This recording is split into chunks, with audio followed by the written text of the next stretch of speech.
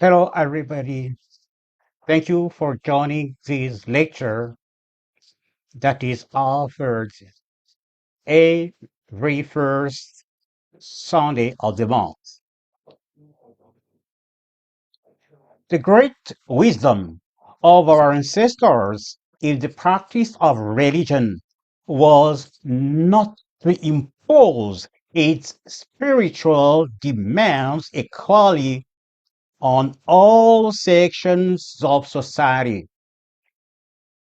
They thus conceived the praxis of their religion in two versions: a divine practice based on the purification of thoughts, and a human practice based primarily on rites and on a contextual ethics. Welcome to the channel Zilalowa of Dr. Yaluka. To begin, please subscribe and tick the notification bell in order not to miss our videos. Thank you for joining. As usual, in our lectures, we will first proceed to the usual introduction. We will first introduce to you the speaker that I am and his academy, which is Nzilalowa, his initiatory academy. And we will introduce to you his approach of Kemetism, which we call Neo-Kemetism. And now we will proceed to the lecture. I'm Dr. Chatezwa Lubanza Yaluka. I hold a PhD honor in theology, especially in apologetics from Trinity Graduate School of Apologetics and Theology from Kerala in India. I studied online, and my training as theologian led me to create an initiatory school called Nzilalowa. Nzilalowa comprises two branches. The first branch is an academic one, which allows me to make researches on African traditional epistemology and spirituality. This branch is called Institut des Sciences Animiques. And within the setting of this branch, I published about 15 works, including 50 works, including 15 books that are available at Amazon.com and scientific papers that are downloadable at academia.edu. Nzilalowa comprises also a judiciary branch, which is called also Nzilalowa. So within Nzilalowa, we have the Institut des Sciences Animiques and Nzilalowa. The second branch introduces Africans, the Black people, to the practice, the divine practice of the religion bequeathed by their ancestors. Thus, we introduce people to the book Congo, the Congo religion, which religion relates to the teaching of the Kemets of ancient Egypt. Therefore, we are a Kemite movement, but we are different from the traditional Kemite. The Kemetic movement, the traditional one, started in 1970s with the seminal work inspired by the seminal work of Sheikh Anta Diop. It is an eclectic movement that uses induction and speculation in order to reread the nature and reconstruct the religion of ancient Egypt. Generally, it is an anti-Bible movement, and it is a religion belief as all the other religions of the world. Now, this is neo-Kemetism, and it is different from our movement that we call neo-Kemetism. The first was traditional Kemetism, but ours is neo-Kemetism. Neo-Kemetism started in the year 2008 with the discovery of the Kemetic cosmological argument, an argument that states the essential doctrines of solar religion through deduction. So these led us to the conclusion that African traditional religion is in reality an exact science. So that our methodology is the use of deduction to state the natural systematic theology, like that is the essential doctrines of solar religion through deduction. And then we use comparative study in order to prove that this natural systematic theology corresponds exactly to the religion of ancient Egypt, Sumer, and to Congo, the Congo religion. Therefore, the Congo religion is a continuity of the religion of ancient Egypt. So our approach, our methodology is the use of deduction and comparative study. Since we can make comparative study in order to see what in the Bible is equivalent to our teachings, we are not an anti-Bible movement. We don't take everything in the Bible. We don't take the culture which is there, neither the history, but the spiritual principles that are there are ours, and we have the right to claim them. The theme of our lecture is divine practice and human practice of African traditional religion. As I said in the introduction, our ancestors had the wisdom to separate the practice of religion, of their religion, in two: a divine practice, which is based on the purification of thoughts, and which is the practice of a little minority of the population, and a human practice, which is the practice of the majority of people, and which is essentially based on rites and on ethics, contextual ethics.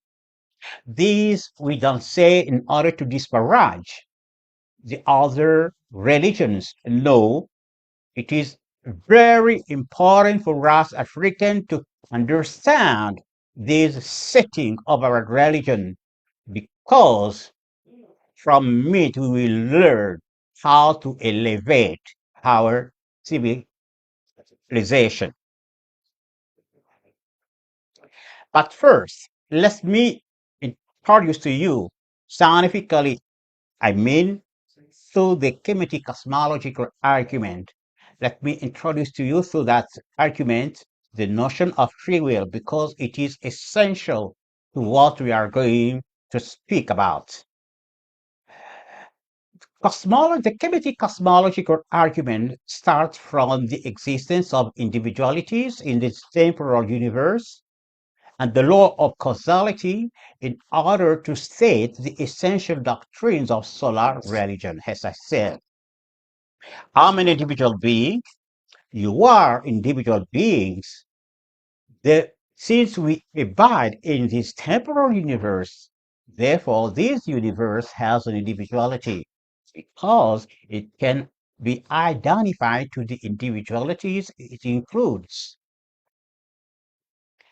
Being an individual entity, this temporal universe is the work of an individual cause, an individual creator. Now, within the setting of infinite possibilities, the individual nature of this cause begs the existence of other similar causes. They may not have yet created their temporal universes. That doesn't matter, but they exist. Therefore, we have effective causes and potential causes. Or we can say effective creators and potential creators. Now, here I will introduce an hypothesis, which hypothesis I use only for the sake of concision in order to bring brevity to in what I'm saying. The hypothesis is that every creation exists in its creator. I will prove the validity of this. Now, capitalizing on this hypothesis, if we take an entity that includes all the above deduced causes, the effective and the potential causes, we get an entity which is the greatest possible being. Now, as the greatest possible being, this entity is the supreme being.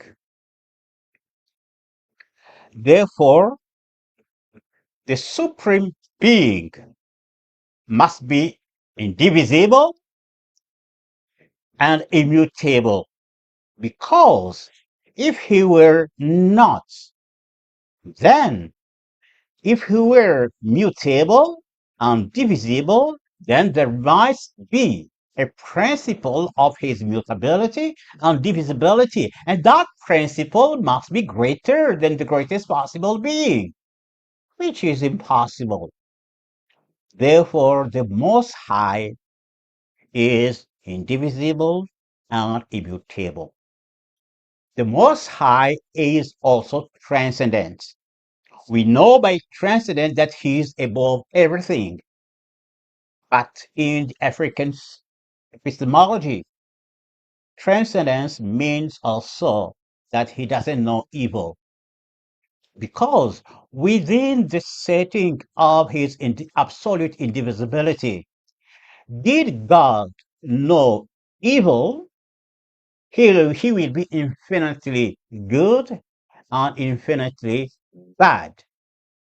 Because in him to know and to be are one and the same thing, because he is absolutely indivisible. So you cannot separate in him knowledge and being, knowledge and substance. They are one. So God is transcendent. So the Most High is transcendent. It means that the Most High doesn't know evil. We have seen that the Most High is the ultimate cause or reality. The Most High is the greatest possible being. The Most High is transcendent. The Most High is indivisible and immutable. From now on, we are going merely to call this Most High God. So by God, we don't mean the Western trend of God, the Western idea of God. No, by God, we mean the entity which is described through the Kemetic cosmological argument. God includes all reality, because if there were a reality outside of God, that reality added to God will result in an entity greater than God, which is impossible. So all reality is in God. And we know also that every effective and potential cause expresses an individuality included in God. But God is indivisible. Therefore, every cause expresses the fullness of God, but in an individual manner. That fullness of God abiding in each cause is called the Logos. So we have three celestial entities: God the Most High, the causes that we can call the creators, then that we can call the children of God, and the Logos. I can draw all the essential doctrines of of solar religion through this argument. But I will stop here. For those who want to know more, they can read my book titled Congo, which is available at Amazon. Well, I will jump now on the point of cosmology and come back in order to introduce the point of free will. On the cosmological level, we can ask ourselves the question: where is our temporal universe in relation to God? We know by hypothesis that it is in its creator. The point is here now: what about its presence in relation to God?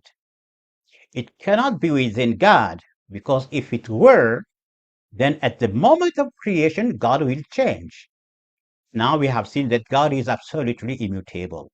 It cannot be outside of God, because if it were added to God, it will result in an entity greater than God, which is also impossible. Therefore, our temporal universe is neither in God nor outside of God.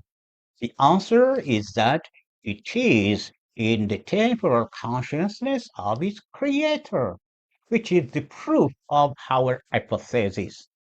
It means that the visible or the material is only a perception, a limited perception of the spiritual reality.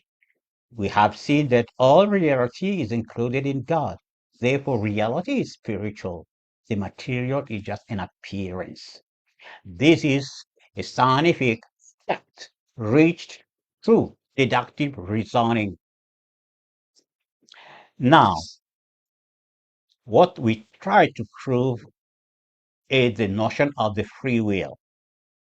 By expressing his affection, an infinite affection to an infinite number of children, God is the source, the principle of love.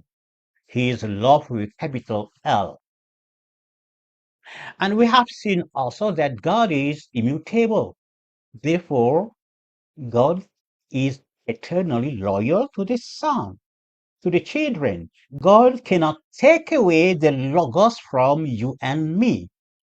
God is eternally loyal to his children. So being loyal an infinite number of children, God expressing a quality of truth infinitely must be the source of truth, the principle of truth. So God is truth with capital T. Now, being truth and being love, the love of God for his children is a true love. And true love implies that the children of God are endowed with free will. So it means that they have a choice. They can turn away from the glory of God or enjoy the glory of God. It is up to them. They are not forced because the love of God toward them is a true love. It means also that in heaven, evil exists, but that evil exists in heaven only potentially. In African ontology, potential existence is not true existence. As I'm speaking to you, every one of you have a mouse in his mouth. But as long as that mouse is a potential one, nobody cares about it because potential existence is not true existence. But that potentiality is essential to the children of God expression of their free will. Therefore, the one who creates evil is the one who makes evil go from potential existence to manifest existence. And that one is not God. It is the human being. The human being, the child of God, is responsible for his fall and not God. And he cannot remedy to this fall by himself because by turning away from God, he turns away from the wholeness of God because God is indivisible. And he falls in darkness and chaos.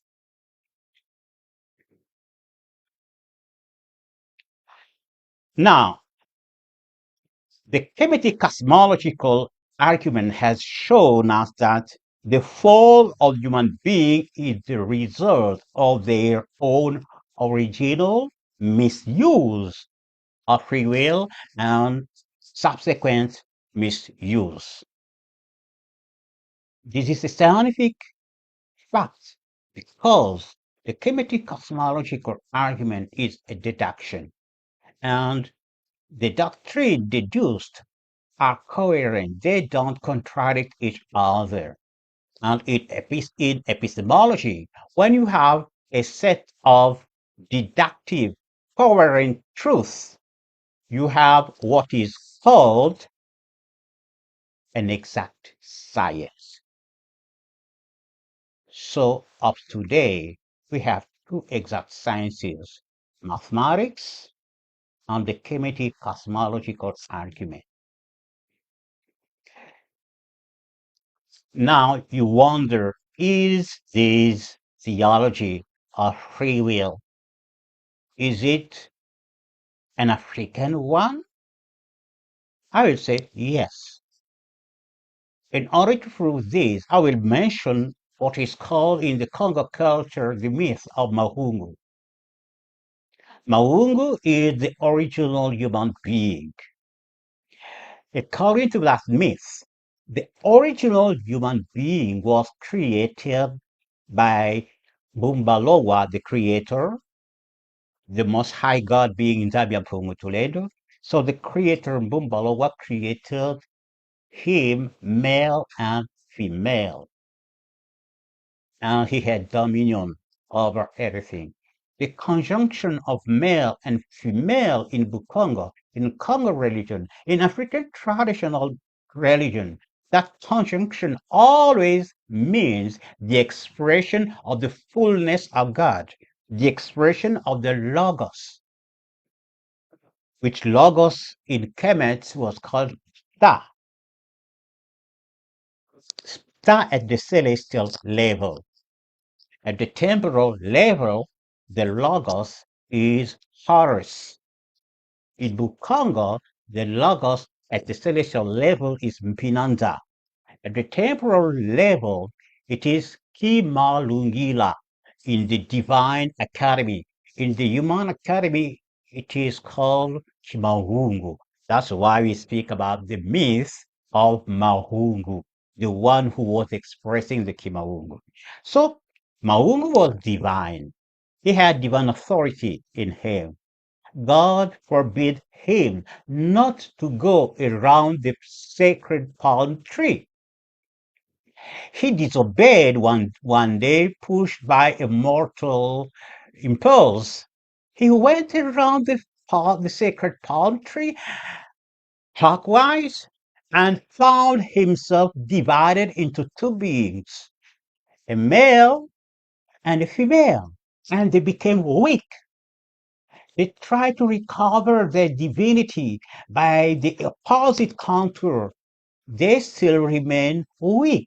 They married each other, but to no avail. This myth teaches us that the fall of humanity is the result of the bad use of free will. It follows that in the African traditional religion, the supreme goal of devotion is to help the initiate to remedy his fall, is to help the initiate to regain his divine nature as a child of God, and Osiris, a Malungila or a Mahungu. Osiris meaning child of God. And this can be done in a definitive way or in a temporary way. And this involves two different approaches of the practice of African traditional religion. The divine approach of its practice and the human approach. We have two different approaches of the practice of the religion of our ancestor, and it is very important for you and me to understand this. We see these differences clearly among the Bantu people. Let me first speak about a rite of the Bomitaba. The Bomitaba are an ethnic found in the Republic of Congo in the region of the north called Likwala. The priest of the Bomitaba is called Nami. He is initiated into the Nkoi, Nkoi, which means the spirits of forest. This priest, initiated to the spirits of forest, cannot officiate in the traditional temple without the presence of another priest who is initiated to the spirits of water called Miyaya. So you see, you have two priesthood. The priesthood who has in charge the spirits of forest or of nature, and the priest who has in charge the spirits of the water, that is the holy ancestors. Two different offices. We can see also these two different practices in Congo religion. In Congo religion, the divine mystery took precedence over the civil mystery and the martial mystery. Now, the civil and the martial were the human mysteries, and those human mysteries were based on the divine mystery. And we are going to see this. So we have two different practices of African traditional religion. The culture of the Bobitaba therefore teaches us the existence of genuses and saints. We have genuses, the spirits that protect, govern nature, forest, and we have saints holy ancestors who abide in a world of purity. The genius is literally inhabit the places they protect or animate. They, if they animate a tree, they will abide in that tree. If they animate a lake, they will abide in that lake. While the saints inhabit a world of purity which is only symbolized by water. So even when the people, when the dark people speaks about holy ancestor abiding in water, that has not to be taken literally. It is a symbolical language to say that they abide in a world of purity and holiness. Human practice is therefore based on the spirits of the forest, Bakulu Banseke, or Bisimbi Vianseke, and the spirits of the water, Bisimbi Biamaza, while the divine practice is based on holy ancestors, Bakulu Bamaza. Hence, at the divine level, the practice of African traditional religion is essentially based on the purification of thoughts. So, at this level, we have the notion of, first of all, the Ten Commandments, the commandments of God. We have the notion of the commandments of God. When I mention these, people usually argue that it is a borrowing from Christianity. I said, no, it's not a borrowing from Christianity. You find, we can find the commandments of God in the Egyptian book of the dead. So when I say this, they counter argue and they say, oh no, those are the laws of math, not the laws of God. I say, okay, now among the Congo people, those ethnic that are on the western part of the kingdom of the ancient kingdom of Congo, they used to call the commandments of God Congo. Congo by the very name of their nation. Where those commandments brought by the white people, they will not tolerate the black people to call them by the name of their nation, because it will suppose a kind of ethical superiority of the black people. So they will not accept this. Therefore, it was a notion they found in Africa. That is the first point. Second point, the golden rule is found among the Congo people. Within the Bible, the golden rule says, love your neighbor as yourself. Love your neighbor as yourself. But in Congo, in the Congo culture, it says, love your neighbor as your own body. So it is not the same rendition. We have here an original rendition that came not from the white people. Third point, if the notion of the commandments were brought by the white people, then the notion of sin would not be anchored in the semantic of our culture. Now, the word for sin is sumu. Sumu stems from suma. Suma means to plant, to put in the soil. The opposite of suma is sumuna, which is to uproot. And we all know that when a plant is uprooted, It is condemned to die. Now, the fact of being uprooted is called in Kikongo sumuka. Sumuka. And the fact of sinning is also called sumuka. So here we have the doctrine that sin leads to death. And it is anchored in the semantic of Kikongo, the Congo language. Therefore, the commandments of God were not brought by the white people in Africa.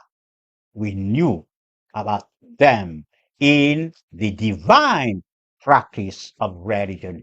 In the human practice, you don't have the commandments of God, you have ethics, which is also contextual ethics. But in the divine practice, which is based on the purification of thought, you have the commandments of God, you have the golden rule, you have the notion of sin. On the divine level, power is the sacral or holy ancestors. So there is a need of a continuous and growing purity. The initiate must keep on growing in his purification. It is essential in the divine practice. That is why this practice can be required only of a certain elite, not to every person. It is therefore the practice of a minority of African. A little group of African only practiced this. The remaining majority of the people were in the human practice of religion, not the divine. It is within the framework of the spirit of the divine practice that we find our academy in Dilaloa. We are an academy of the divine practice of religion. And I have told you also that the Egyptian Book of the Dead is also to be inscribed in the divine practice of African traditional religion. The initiates at this level, that is at the divine level, aims at four things. First of all, his purpose is to become back an Osiris, a child of God, a Malungila he has been in heaven. And this can be done only through the purification of souls. We have an example in the Egyptian Book of the Dead where Osiris Ani, the main personage of the book, requires or claims the right to be an Osiris. Now, he was an Osiris before dying because his name is Osiris Ani. Therefore, we understand that he was an Osiris potentially, and he is in the beyond claiming the right to be an Osiris in a manifest way because he has lived a life of purity. So you see, the purpose of the initiates is to become back a child of God in a manifest way through the purification of thoughts. You have exactly the same schema in Bukongo.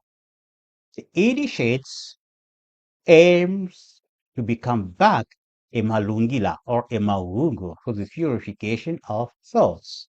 And we have the same schemas also in the Bible.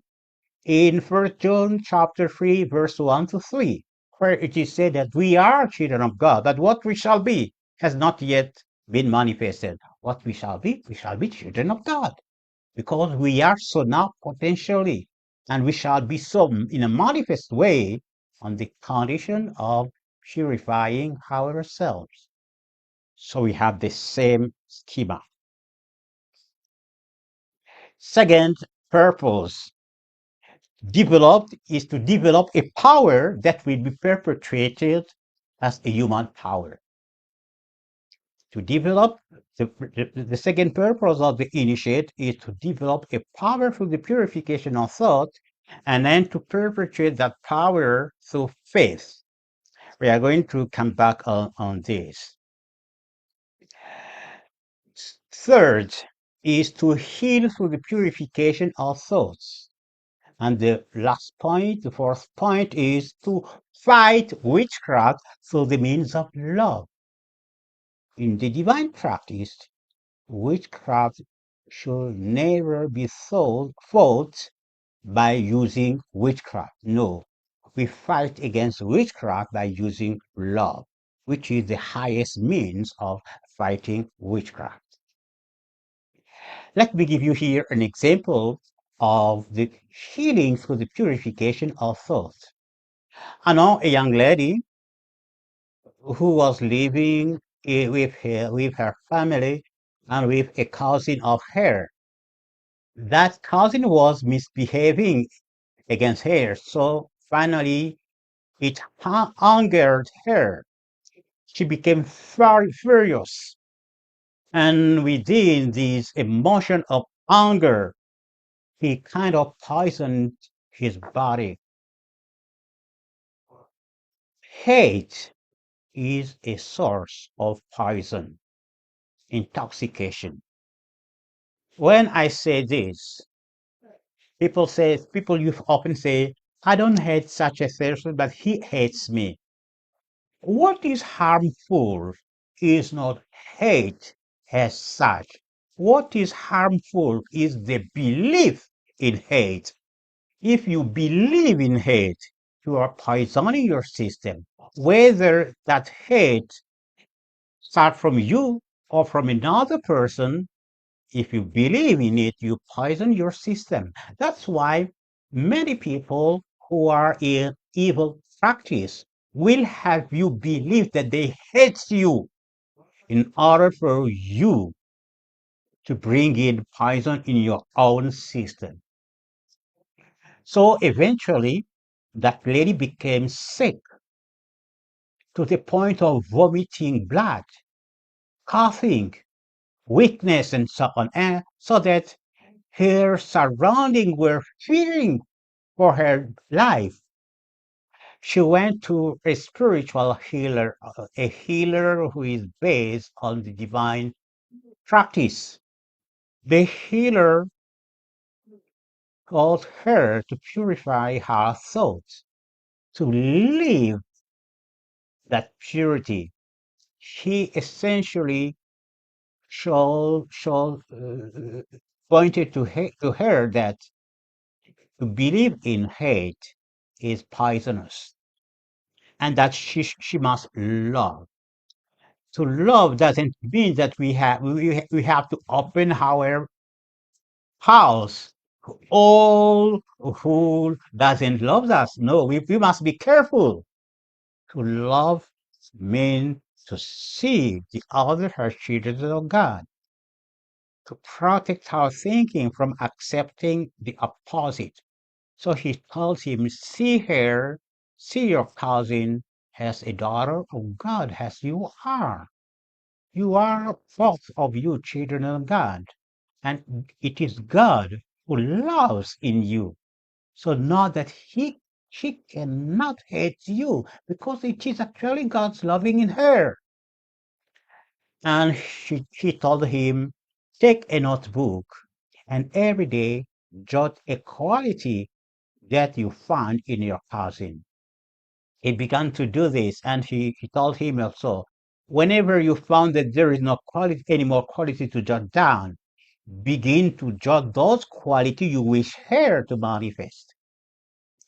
Through this purification of her thinking,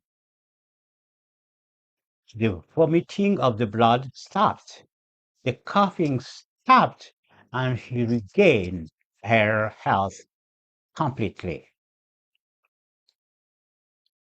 Human practice, on the other hand, is that of the majority of the Black people. We have seen that the divine practice is the practice of a minority, but the human practice is the practice of the majority of the Black people. This is the case in Vodun, Santeria, Wiri, Palomayombe, Ifa, and etc., even in Kingunza of the Congo people. All of these are the human practice of African traditional religion. I insist again that this is not in order to disparage those trends of African traditional religion, but it is essential to understand this schema in order to have a good picture of the religion of our ancestors. Often, when I speak to people about African traditional religion, they have the impression that I'm speaking Christianity, that they know this is the case because all you see around is the human practice. And when the divine practice is brought to you, you have the impression that it is something new to Africa, which is not the case.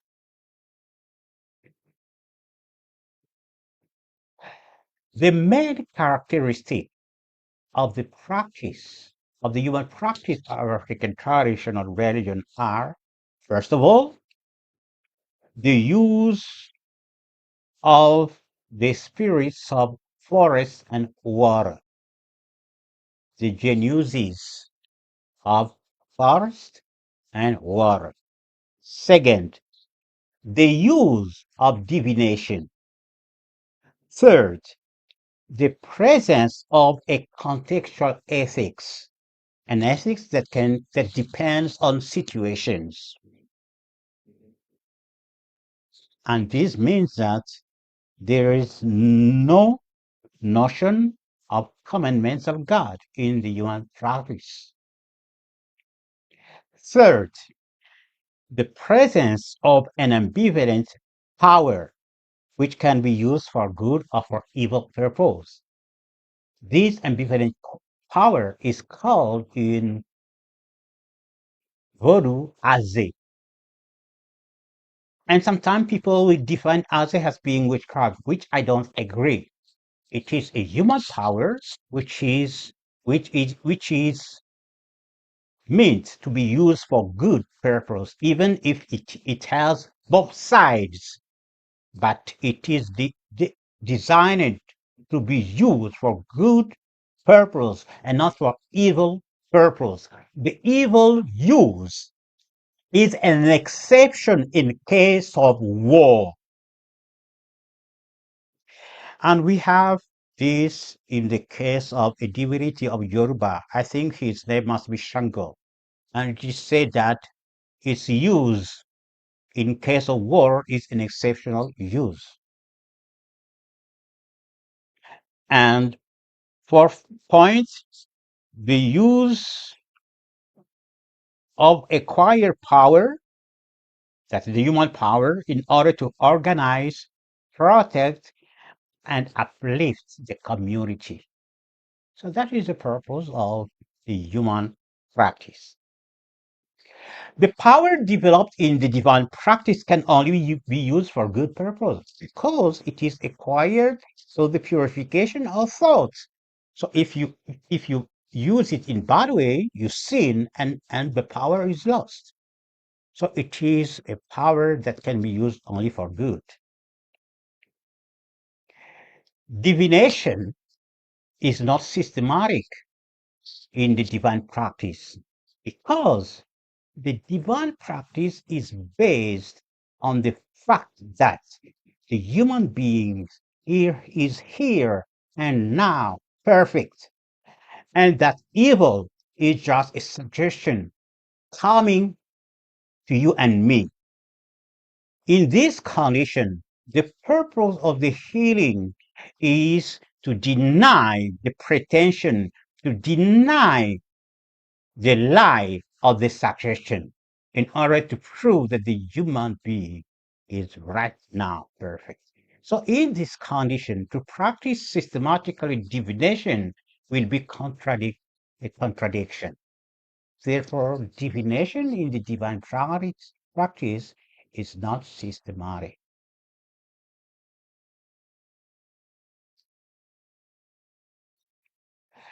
As we have pointed out above, in human practice, the power depends on genuses of nature, the spirits that govern and protect nature.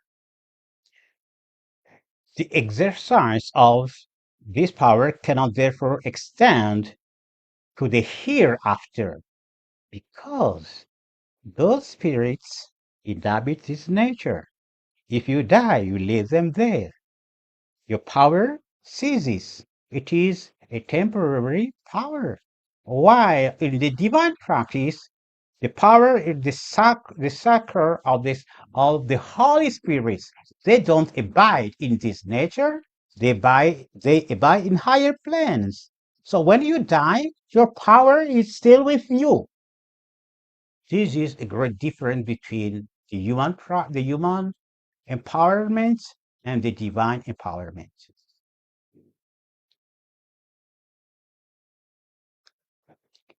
According to the initiatic symbolism, according to the initiatory symbolism, in the human practice, the spirits enter the body of the initiate through down, up, under the feet, from the feet. Therefore, the initiate is out of balance. In Haitian Vodou, they say he's like a horse controlled by the spirits that take possession of him. In this state of trance, he doesn't know what is going on. While in the divine practice, symbolically, the spirits enter by the head, and the initiate becomes more conscious because that brings to him an additional illumination. He is conscious of what he's saying, he is conscious of what he's doing. That is also the difference between both practices. I said that we have the Holy Spirits, they abide in a land of purity symbolized by water, and we have the Bisimbi, which are guardian genuses. But there is always a saint, a holy ancestor that abides near you. He will never leave you. And that one is also a simbi, a guardian spirit for you. In conclusion, the divine practice of African traditional religion is the foundation of the Black civilization because power is developed as divine power through purification of thought and transmitted as human power. In Congo culture, when Nganga, an expert in Nkisi, which is wrongly translated as a fetish, when he used his Nkisi, he will always say, I'm your owner. I have inherited you from Mr. X. Mr. X inherited you from Mr. Y. And Mr. Y inherited you from Mr. Z. And Mr. Z took you from water. So he's reminding you that the original Nkisi came from an initiate of divine mystery, divine practice, and it was transperpetuated through faith as a human power. The cosmetic cosmological argument shows that This practice, the divine practice, is based on an exact science. It is therefore important for us to reconnect this scientific nature of our religion with the divine trend of African traditional religion. And very important for us to understand this double nature of the practice of African traditional religion, because the divine practice is essential to our civilization. Thank you so much. If you enjoyed this video, please like it and share. More on this subject can be found on my books available at Amazon.